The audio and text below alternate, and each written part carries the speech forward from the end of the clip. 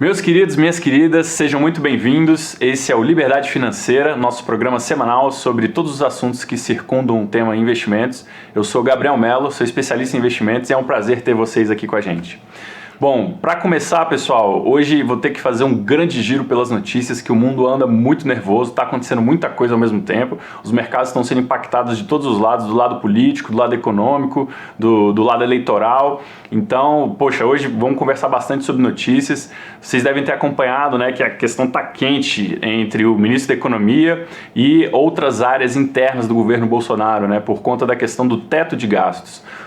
A PEC que fez o teto de gastos, né, a emenda constitucional foi feita no governo Temer, ela foi muito importante para dar uma previsibilidade fiscal para o governo. Isso restaurou de alguma forma a credibilidade fiscal que foi muito abalada durante a questão das pedaladas com o governo Dilma.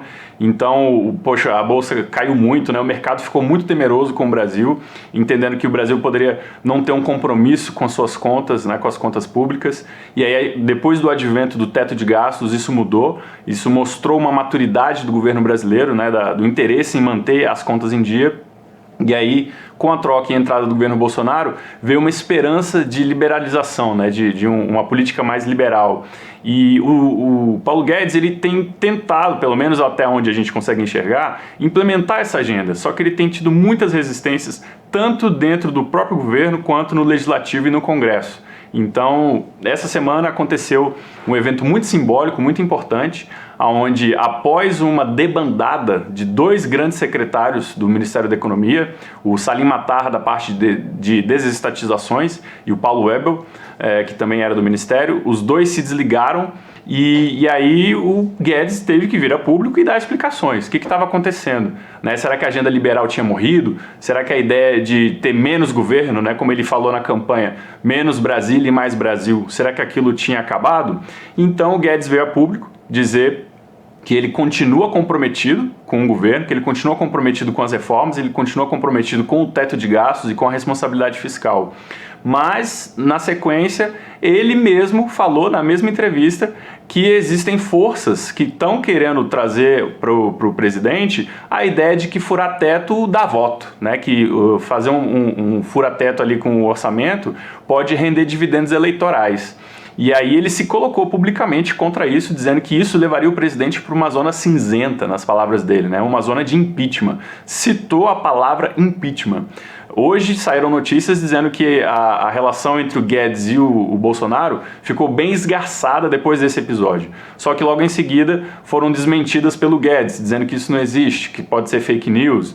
Então a gente está muito vendido nesse sentido de que a gente não sabe o que está acontecendo direito, mas o fato é, na sequência do discurso do Guedes, o Bolsonaro chamou o presidente da Câmara, Rodrigo Maia, e o presidente do Senado, Davi Alcolumbre, e fez um pronunciamento com o Paulo Guedes em conjunto, dizendo que estava comprometido sim com o teto de gastos, que estava comprometido sim com a agenda de reformas, principalmente a reforma administrativa e tributária, que são as reformas que estão no foco. E aí isso deu uma super acalmada no mercado, né? O pessoal falou, pô, legal, né? O presidente está realmente comprometido com a agenda liberal, com uma agenda de reduzir o tamanho do Estado. Mas aí, no dia seguinte, né, na manhã seguinte, quando sai a pesquisa eleitoral dizendo que o Bolsonaro disparou, tá com mais de 37% de aprovação de bom ótimo, se não me engano, ele deu uma tremida ali no discurso. Ele falou o seguinte, olha, o teto é o teto, mas existe um piso, podemos subir o piso, enfim, ficou um discurso meio dúbio, dizendo que existe sim a discussão interna no governo sobre aumentar os gastos, mas que vai se respeitar o teto, mas que não tem problema nenhum discutir, enfim, ficou aquela coisa assim meio do disse-me-disse, e o mercado não gostou, o mercado ficou bem tenso com isso, a bolsa caiu, né, estamos aí com o risco de perder os 100 mil pontos, né, de novo, e então o que está acontecendo, pessoal, é que isso gerou tensão, né? Então estamos vivendo um ambiente de muita tensão novamente, e é uma tensão doméstica primariamente, por conta dessa questão se vamos ter ou não vamos ter, né, um compromisso fiscal forte, se vamos ter ou não vamos ter reformas. O mercado está extremamente atento a isso. Isso é um tema extremamente sensível para o mercado, para a economia de uma forma em geral, para ganhar credibilidade para o Brasil, né, para que a gente realmente sejamos vistos como um país que honra as suas dívidas, que paga as suas contas, né? Então, vamos ficar de olho, pessoal, vamos ver o que vai acontecer nisso.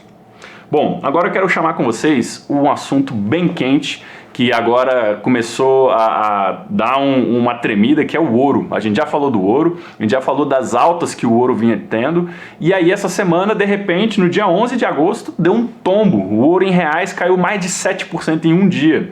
Então, o metal precioso por si só, né, as commodities, tem esse caráter volátil por conta da questão cíclica, né, da economia, e principalmente por conta de que o ouro é uma reserva de valor. O ouro não rende nada. Você comprar ouro, você não ganha nada com isso. Se o ouro desvalorizar, você só vai estar perdendo dinheiro. Ele não vai te dar um dividendo, um juros. Então, isso faz com que ele se torne um ativo muito volátil. Essa semana eu vou carregar aqui esse gráfico, ó, mostrando para vocês, ó. Na semana, o ouro teve essa queda de quase 5%, né? Então tomou um tombo feio, mas mesmo assim, agora olhando esse outro gráfico, olha lá, no mês, mesmo com esse tombo de 5%, o ouro ainda está em alta de mais de 7% no mês, né, desde o começo do mês de agosto. Então, por favor, prestem atenção, porque é um metal muito volátil. Então, quem quiser operar ouro, tome muito cuidado, se proteja. O ideal é que faça isso de uma forma estruturada para médio e longo prazo, construindo aos poucos uma posição em ouro, justamente para poder se proteger dessa grande volatilidade. Se você entra e compra de uma vez, caramba, você fica super exposto. Agora, se você vai comprando aos poucos, vai construindo um preço médio legal, isso é muito mais interessante para funcionar como um hedge estrutural de uma carteira de longo prazo. De novo, nosso disclaimer, pessoal, isso não é uma recomendação de compra. Tudo que a gente fala aqui são análises hipotéticas com fim educativo, tá bom? Sempre que for fazer algum investimento, tome bastante atenção aos fatores de risco, beleza? Então, pessoal, o ouro tomou essa porrada, mas ouro continua sendo ouro. Então, vamos ficar de olho e vamos ver se esse nível de tensão que vinha explodindo no ouro, né, o medo de uma inflação, o medo de um descontrole fiscal fazendo a moeda subir, vamos ver até que ponto isso vai se sustentar. Porque é importante lembrar que a gente está num ano eleitoral tanto no Brasil quanto nos Estados Unidos. Mas nos Estados Unidos, principalmente pelo fato de ser eleição presidencial. Estamos assim no limite da largada, né? O Partido Democrata vai declarar muito em logo o Joe Biden como seu candidato. Ele ainda é virtual candidato, ainda não foi nomeado pelo partido. Ele essa semana nomeou a sua vice, né, a candidata vice, a Kamala Harris, né, uma senadora que já foi procuradora-geral do estado dela. Então é uma mulher muito preparada, uma mulher negra. Foi extremamente simbólico colocar uma mulher e uma mulher negra como candidata. É a primeira vez na história dos Estados Unidos que tem uma mulher negra no ticket, como eles falam, né? Gente, como é o nome daquilo? A cédula, na cédula eleitoral. Então, a primeira vez que tem uma mulher negra na cédula eleitoral, isso é muito significativo. Os Estados Unidos já teve o seu primeiro presidente negro, com Barack Obama, e já teve a primeira mulher candidata com a Hillary Clinton e também com a candidata vice do George Bush, do John McCain, perdão, que acabou não ganhando. Mas para o contexto americano, a eleição é extremamente importante. E agora a gente entrou de vez dentro da dinâmica eleitoral. Daqui em diante, as discussões eleitorais vão ficar cada vez mais aguerridas e isso deve influenciar diretamente os mercados. Hoje as casas de aposta estão colocando uma chance do Biden ganhar na faixa de 70% e do Trump se reeleger de 30%. Então, as chances estão muito contra o Trump. Importante lembrar que nesse mesmo momento, na última campanha eleitoral, aconteceu exatamente a mesma coisa. A Hillary Clinton vinha com uma faixa de 70% de probabilidade de vencer e o Trump com 30%. E o que aconteceu? O Trump ganhou. Né? Então, não dá de forma nenhuma para achar que o jogo está ganho, que já está dado, porque nos Estados Unidos tudo é muito volátil, principalmente na questão eleitoral. Quem acompanhou a última corrida eleitoral viu que praticamente na véspera da eleição, surgiu aquela denúncia do FBI, de que o FBI abriu uma investigação na questão dos e-mails da Hillary Clinton, como se falou desses e-mails da Hillary Clinton, né? E aí aquilo realmente foi decisivo para o curso da campanha, e muitos dizem, a própria Hillary diz no livro dela, que foi ali que ela perdeu a eleição, quando o FBI abriu uma investigação sobre ela, para tão logo, depois da eleição, fechar a investigação e dizer que não tinha nada. Enfim, né? Coisas do futebol, como diz o ditado. Bom, agora eu queria falar com vocês, pessoal, sobre o dado de desemprego nos Estados Unidos. O dado de desemprego estava esperado para vir acima de 1 milhão de pedidos de auxílio-desemprego, né? E veio abaixo de 1 milhão, veio acho que 960 mil, se não me engano. Poxa, veio melhor que o esperado, é o melhor desde o início do ano, né? Desde o início do estouro da pandemia. Então, poxa, foi um sinal muito positivo e isso normalmente ajuda o mercado, isso normalmente dá uma boa levantada no mercado. E o que aconteceu foi que agora, com essa chuva de notícias de todos os lados, da questão eleitoral, da questão dos pacotes de estímulo, né, que está sendo travada uma batalha lá no Congresso entre democratas e republicanos nos Estados Unidos em relação aos próximos pacotes, e essa tensão tem colaborado para que a bolsa fique de lado e às vezes caindo, né, com os investidores fugindo de risco, né, com aversão a risco. E por outro lado vem esses dados da economia real que são positivos, onde o desemprego está vindo mais baixo, os resultados das empresas estão vindo positivos, acima do consenso de mercado, né, de muitas empresas. Então a gente realmente está num momento de tensão, no momento em que é aquele jogo de gigantes, né, um puxando para o lado, o outro puxando para o outro, né, os touros, como a gente chama no mercado, né, os bulls, que tentam subir com o preço, que tentam comprar e fazer o preço subir, se esforçando, e os bears, né, os ursos, como a gente chama, que tentam jogar o preço para baixo, que querem vender, querem forçar o preço para cair, também fazendo muita força. Então a gente está vendo um equilíbrio de forças, mas tendendo a cair, né? O movimento de alta parece que se esgotou, foi muito rápido, e a força dos compradores agora deu uma diminuída. Então vamos monitorar isso, porque isso pode indicar um início de reversão de tendência, pode indicar uma grande realização, já que o próprio S&P 500, que é o índice da Bolsa Americana, ele estava em nível recorde, né? Ou seja, ele já tinha recuperado as perdas do ano e já estava no recorde histórico da maior alta de todos os tempos. Então, isso por si só já traz uma força vendedora, né? Já traz pessoas querendo realizar lucros a partir dessa dessa forte alta que aconteceu recente.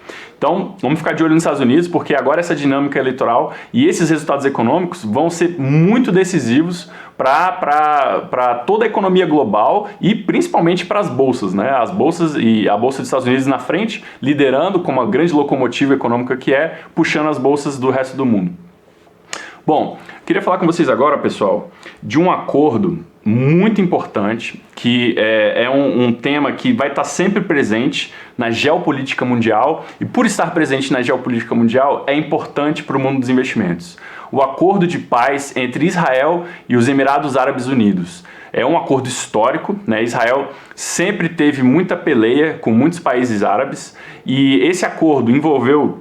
Subi uma imagem aqui para vocês da manchete da CNBC, onde mostra, né, que esse acordo de paz é uma solução de ganha-ganha, né, segundo um ministro dos Emirados Árabes Unidos.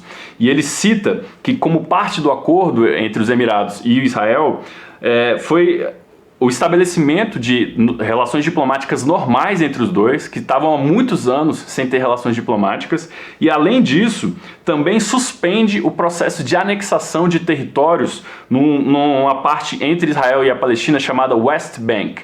Essa parte é extremamente controversa, a comunidade internacional critica absurdamente, assim, com muita veemência, a presença de Israel nesse território, porque Israel está fazendo o que eles chamam de settlers, né? Coloca colonizadores para ir lá, israelenses, para ir lá construir casas e estabelecer moradia, tomar território, literalmente. E dentro de todos os históricos de negociação entre Israel e Palestina, para que houvesse paz entre esses países, aquele território sempre era colocado como um território palestino. E Israel vai adentrando a fronteira, vai construindo, vai ocupando cada vez mais. E dentro desse acordo histórico com os Emirados, está com uma das condições que Israel vai suspender esse processo de anexação do West Bank, vai suspender esse processo de ocupação desses territórios. Então isso é muito significativo. Já tem muito tempo, né, que a Palestina luta para ser reconhecida como um país. Ela ainda não é reconhecida como um país. Na própria ONU ela é considerada um Estado observador. Então isso, por si só, é um evento muito relevante dentro da geopolítica mundial. Se a gente tiver um processo de paz ali no Oriente Médio, um processo de paz entre Israel e os países que circulam ali com quem eles têm brigas, né, rusgas, isso pode gerar uma onda de positividade muito forte, né? Isso pode gerar uma onda de otimismo que vai entrar ali pela Europa, vai chegar na Rússia, talvez até incentivar a própria China a diminuir essa retórica belicista que tomou conta do mundo desde que Donald Trump assumiu, né? Então a gente vive um momento de muita bateção de cabeça na geopolítica mundial, né? Poucos acordos e muita retórica belicista. E aí não é à toa que Rússia e Estados Unidos estão num momento terrível da relação entre os dois. Estados Unidos e China então nem se fala, né? Estados Unidos e China, meu Deus, é a guerra declarada, né? A única condição é não se matar, mas de resto vale tudo.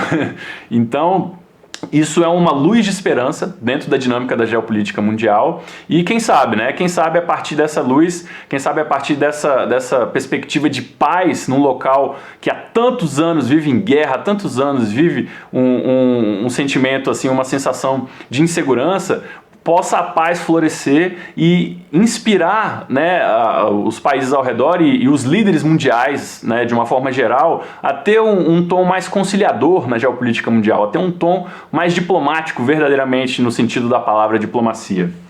Bom, queria continuar então, pessoal, falando de um grande monstro. Conhece esse monstro aqui, ó? É, esse cara aqui, a inflação, o grande dragão da inflação. Meu Deus, durante anos e anos no Brasil a inflação foi o grande capeta, né? Foi o senhor do medo de todos os empreendedores, empresários e todos os pagantes de impostos, né? Que viam seu dinheiro desvalorizar à medida que os preços subiam e a inflação decolava. Nós temos uma memória inflacionária muito forte por conta da hiperinflação que vivemos ali nos anos 80. A inflação chegou a 2.000%, enfim, acho que muito mais do que isso até.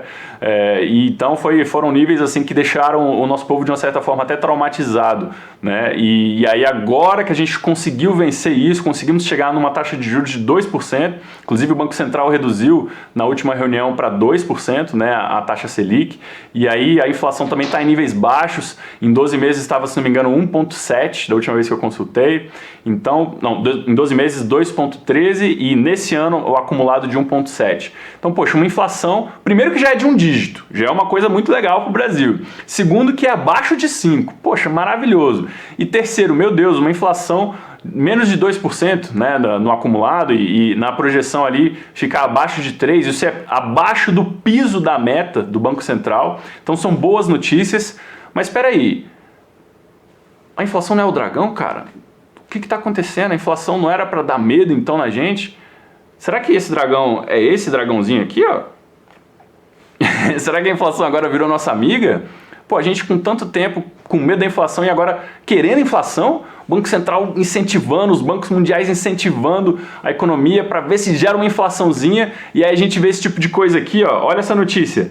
Meu Deus, Wall Street abre em alta com o índice de inflação recuperando, né? E o índice Dow Jones subindo 260 pontos. Pô, uma manchete celebrando a recuperação do índice de inflação, porque a inflação deu uma subida e a bolsa subindo por conta da inflação subir. Pô, não tô entendendo mais nada. Me explica aí que história é essa.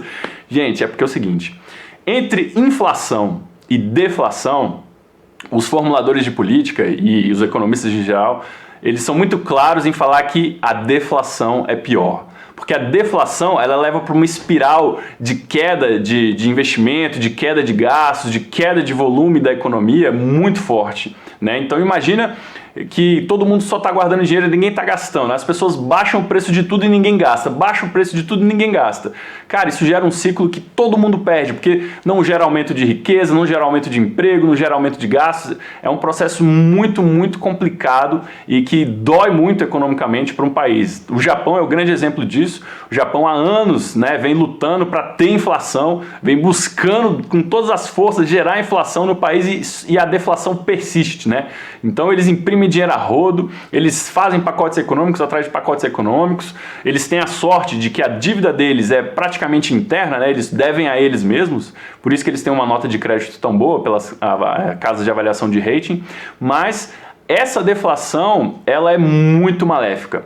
Por isso, cada vez mais a gente vai ver esse novo normal. As pessoas, os economistas, os agentes de mercado celebrando uma altinha da inflação. Até que um dia, quando ela subir muito, eles vão ficar preocupados. Mas por enquanto, quem falar para você que está com medo de inflação está um pouco fora da realidade, está fora da sintonia do mercado, porque agora o mercado está louco por um pouquinho de inflação, ele está babando, eu quero inflação, só um pouquinho, por favor, né? Então, e aí a bolsa, a cada nova subidinha ali da inflação vai ter uma nova alta. Por quê? Porque a inflação agora, nesse momento, subindo, ela representa que está havendo um impulso de atividade econômica. Ou seja, está tendo possibilidade de aumentar preços. Por quê? Porque se você não vende, é difícil você aumentar um preço. Agora, se você está vendendo, aí você consegue ter espaço para aumentar um pouquinho o preço. Pô, então se você está tendo espaço para aumentar o preço, é porque você está vendendo. Se você está vendendo, isso é bom para a economia. Quanto mais a gente vende, quanto mais o dinheiro circula, mais crescimento a gente vai gerar. Então, a leitura que a gente está fazendo agora é justamente que o retorno da inflação é um retorno positivo, é um retorno que está demonstrando uma retomada ainda que bem incipiente, ainda que bem de leve, da atividade econômica, né? Os agentes econômicos já estão tendo espaço para aumentar alguma coisa o preço e ainda assim ter demanda. A demanda não sai correndo, né? Isso já não é tão verdade, por exemplo, o petróleo. O petróleo foi declarado essa semana que a demanda mundial ia ficar abaixo da produção, né? Então, ou seja, preço cai, né? Se eu tenho muita oferta e pouca demanda, o preço vai lá para baixo. Então, em relação a bens, serviços e ao varejo, a gente já vem enxergando um nível, né, de alguma retomada. Isso tem sido muito celebrado pelos mercados.